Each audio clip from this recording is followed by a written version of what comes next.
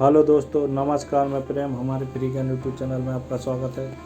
शिक्षा का सबसे बड़ा केंद्र नालंदा विश्वविद्यालय का इतिहास।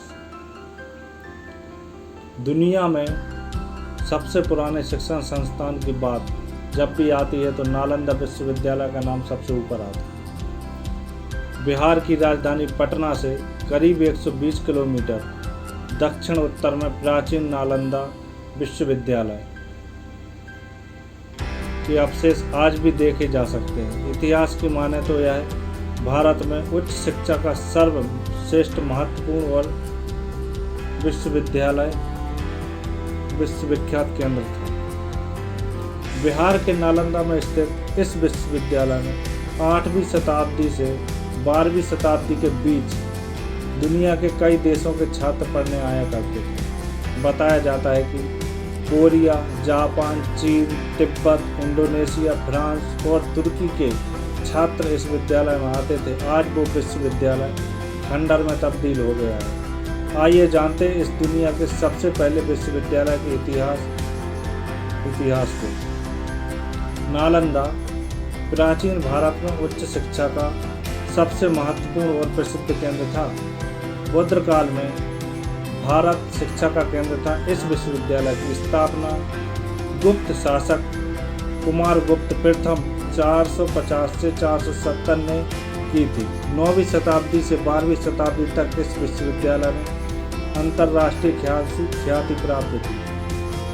यहाँ इतनी किताबें रखी थी कि जिन्हें गिन पाना आसान नहीं था। हर विषय की किताबें इस विश्वविद्यालय में मौजूद थी। प्राचीन नालंदा विश्वविद्यालय में 300 कमरे, 7 बड़े बड़े कक्ष और अध्ययन के लिए 9 मंजिल इस विशालकाय पुस्तकालय था, जिसमें 3 लाख से अधिक किताबें थीं। प्राचीन नालंदा विश्वविद्यालय का पूरा परिसर एक विशाल दीवार से घिरा हुआ था, जिसमें प्रवेश के लिए मुख्य द्वार था। सन 19 बताते हैं कि इस विश्वविद्यालय में इतनी किताबें थी कि पूरे 3 महीने तक आग धधकती रही थी। नालंदा विश्वविद्यालय के अतीत और उसके गौरवशाली इतिहास को सभी जानना चाहते हैं। तक्षशिला के बाद नालंदा विश्वविद्यालय की चर्चा होती है। इस शिक्षा केंद्र में ही हीनयान यानी बुद्ध धर्म के साथ ही अन्य धर्मों के तथा अनेक देशों के छात्र पढ़ते थे। यहाँ धर्म ही नहीं, राजनीति, शिक्षा, इतिहास, ज्योतिषी, विज्ञान आदि की भी शिक्षा दी जाती थी। आज के समय में यह बिहार राज्य का प्रमुख आकर्षण का केंद्र है।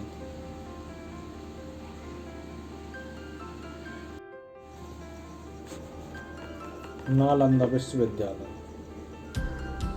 यूपी और बिहार में छात्रों के बीच ऑक्सफोर्ड और कैम्ब्रिज यूनिवर्सिटी का नाम खूब लिया जाता है।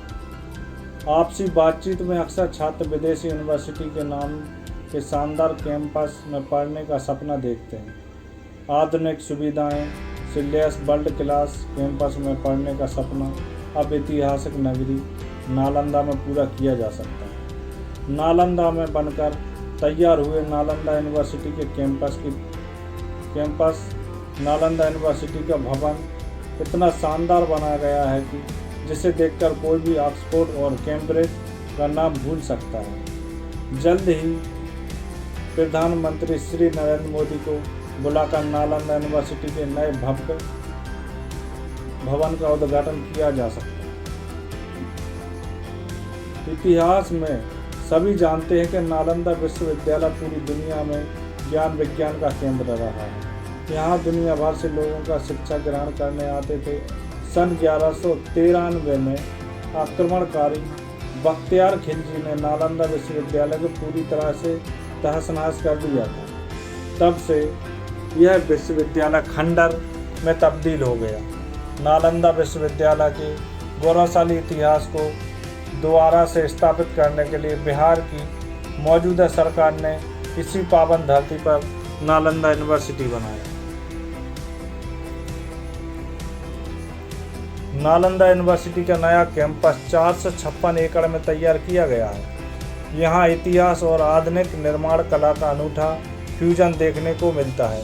यूनिवर्सिटी की सीढ़ियों और भवनों की बनावट पुराने नालंदा विश्वविद्यालय की यादों को ताज़ा करती हैं। रेन वाटर हार्वेस्टिंग और मेन गेट का आकर्षण, रोशनी का इंतजाम आधुनिक शैली की शानदार झलक पेश करती है। यूनिवर्सिटी में गर्मी में ठंड और ठंड में गर्मी का एहसास। नालंदा यूनिवर्सिटी के भवन में मौसम के अनुकूल बनाया गया है। यहाँ गर्मी में ठंडक और ठंड में गर्मी का एहसास होगा। जल कुंडों का यह कहे से छोटे सरोवरों से घिरे इस एम्पी थिएटर को देखना अपने आप में अद्भुत है। इस बिल्डिंग के चारों तरफ बिल्कुल साफ नीला पानी पसरा हुआ दिखेगा। पूर्व राष्ट्रपति APJ अब्दुल कलाम की सलाह पर नीतीश सरकार ने नालंदा यूनिवर्सिटी का नया भवन बनाने का फैसला लिया था, जो अब बनकर लगभग तैयार हो गया है। 2007 में केंद्र सरकार ने नोबेल पुरस्कार विजेता अमित्य सेन की उपस्थिति में मैटर ग्रुप का गठन किया, जिसमें चीन, सिंगापुर, जापान, थाईलैंड के प्रतिनिधि शामिल थे।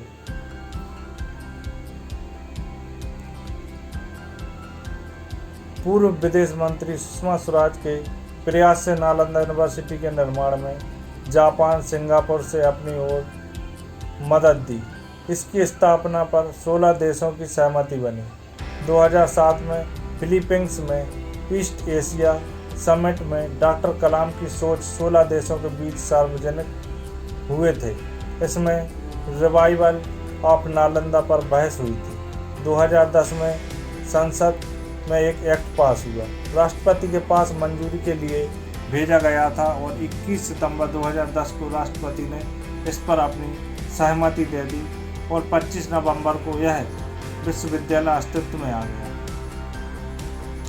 फरवरी 2011 में डॉक्टर गोपा सबरवाल कुलपति नियुक्त की गई। इसके लिए राजगीर के पिलीक मौजा में 442 एकड़ जमीन अधिग्रहण किया गया।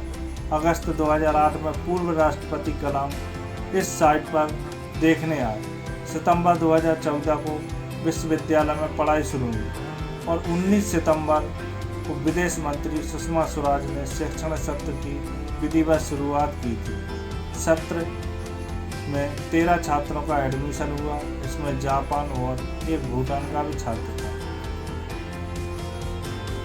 नालंदा यूनिवर्सिटी के पहले सत्र में स्कूल ऑफ हिस्टोरिकल स्टडी और school of ecology and environment की पढ़ाई शुरू हुई। यहाँ बुद्धिस्ट स्टडीज, कंपोजिट रिलीजन और फिलॉसफी के अलावा लिंग्विस्टिक और लिटरेचर की पढ़ाई हो रही थी। इस यूनिवर्सिटी का इस तरह विकास किया जा रहा है कि यहाँ के एकेडमिक पढ़ाई हो, बल्कि शोध केंद्र के रूप में विकसित हो।